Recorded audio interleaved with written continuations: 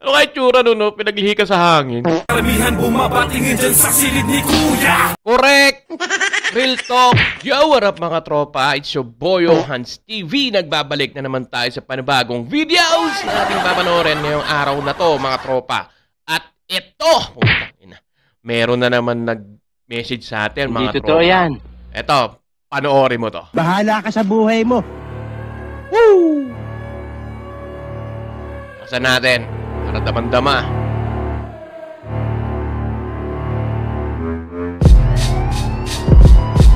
Mukhang matindiin to, ah.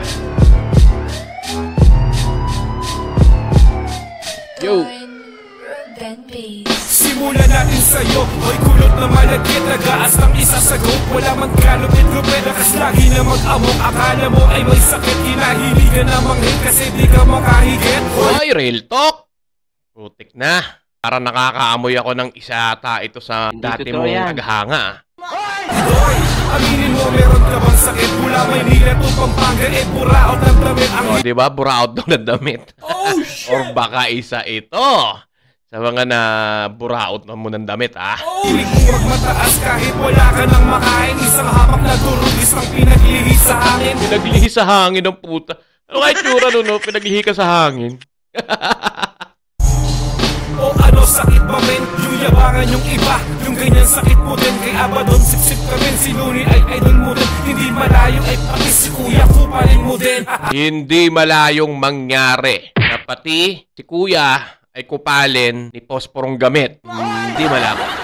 Mapait sa personal impersonator ka kasi. Kaya lagi sa internet ang hilig mo na mga antena. Mga idol na nananahimik dito sa eksena. Kaya karamihan bumabatingin dyan sa silid ni Kuya. Correct! Hindi Real totoo talk! yan. Bumaba ang tingin ng mga ibang rapper sa kuta ni Kuya sa ganitong klaseng mentalidad na inaalagaan niya. Huwag kayo yan.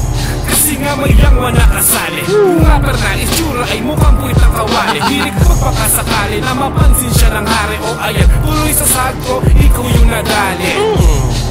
Eto payo ko lang din, kahit pa matulog ka, maging humble ka pa rin. Sana ay pansin mo din mula nung dumating kami.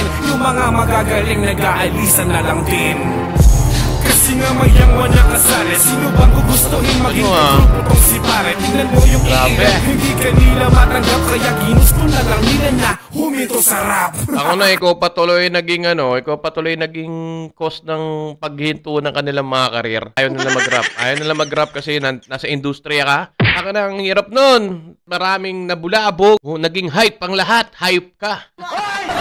Yun lang mga tropa, maraming salamat. Ibababa ko yung link ng full video nito. Paki-visit lang yung sa page niya or sa YouTube channel niya. So yun lang mga tropa, maraming pa nakalinya dahil sa ginawa niya. Yun lang mga tropa, till next time, yo Hans TV. Peace. Bahala ka sa buhay mo.